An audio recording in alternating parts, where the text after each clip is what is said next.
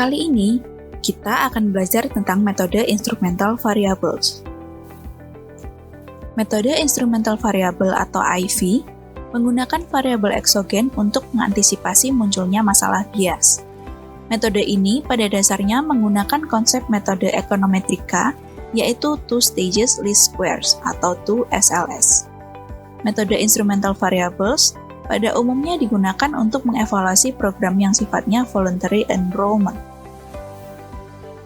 Konsep dasarnya, metode ini menggunakan variabel eksogen untuk mengatasi potensi munculnya masalah bias dalam analisis. Contohnya, pada studi kasus evaluasi dampak tentang program mikrokredit terhadap pengeluaran rumah tangga. Untuk mengukur dampak mikrokredit terhadap pengeluaran rumah tangga, yang dijadikan pembanding hanyalah kelompok individu yang mengikuti program dan kelompok individu yang tidak mengikuti program mikrokredit. Padahal, pada kenyataannya, keputusan individu untuk ikut dalam program mikrokredit dapat dipengaruhi oleh hal yang tidak teramati, seperti kondisi pasar di daerah tempat tinggalnya, keberadaan institusi mikrokredit di tempat tinggalnya, dan lain sebagainya. Kondisi pasar mempengaruhi permintaan individu terhadap kredit, dan di sisi lain juga dapat mempengaruhi pengeluaran rumah tangga. Maka, untuk mengatasinya diperlukan penggunaan instrumen untuk mengisolasi exposure terhadap intervensi. Kemudian pertanyaan yang muncul adalah, kapan kita harus memilih IV untuk digunakan sebagai model analisis evaluasi dampak? Yang bisa dijadikan alasan adalah ketika terdapat potensi masalah endogeneity dan reverse causality pada studi kita. Apa yang dimaksud dengan masalah endogeneity dan reverse causality? Yuk cari tahu. Masalah endogeneity adalah apabila ada faktor yang tidak teramati atau unobserved variable yang mungkin mempengaruhi intervensi dan juga mempengaruhi hasil atau outcome.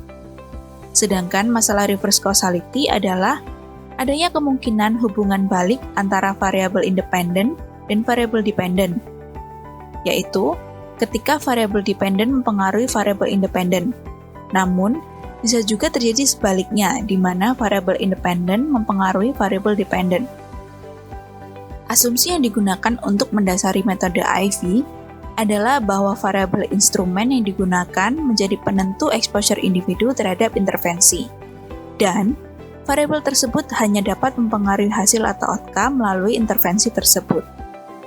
Yang perlu diperhatikan dalam menggunakan metode IV adalah untuk menemukan instrumen yang baik dan tepat, di mana syarat instrumen yang baik adalah bersifat eksogen, berkorelasi dengan exposure intervensi, dan tidak berkorelasi langsung dengan variabel hasil.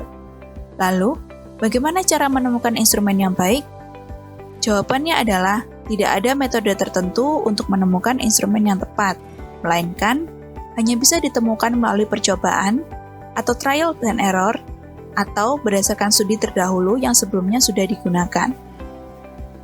Mengapa kita harus menggunakan instrumen yang tepat dalam metode IV? Yaitu karena instrumen yang tidak tepat tentu tidak dapat mengatasi masalah bias dalam studi. Ukuran tepat atau tidaknya sebuah instrumen adalah apabila hasil pengujian statistiknya paling tidak bernilai lebih besar dari 10. Jika diilustrasikan, tahapan dalam metode IV adalah 2 kali regresi. Pada regresi pertama, yang diestimasi adalah variabel instrumen terhadap exposure intervensi. Sedangkan pada regresi kedua, hasil estimasi exposure intervensi tersebut berlaku sebagai variabel independen. Sedangkan variabel dependennya adalah variabel outcome atau hasil yang ingin diamati sebagai dampak dari intervensi. Terdapat 2 pengujian yang dapat dilakukan setelah estimasi model IV, yaitu endogeneity test dan weak instrument test. Endogeneity test berguna untuk mendeteksi adanya masalah endogeneity dalam studi. Sebenarnya, tes ini juga dapat dilakukan sebelum peneliti memutuskan untuk menggunakan metode IV atau tidak dalam studinya, karena jika terbukti tidak terdapat masalah endogeneity dalam studi, maka metode IV tidak perlu digunakan. Sedangkan, weak instrument test adalah pengujian yang digunakan untuk melihat ketepatan instrumen yang digunakan dalam studi.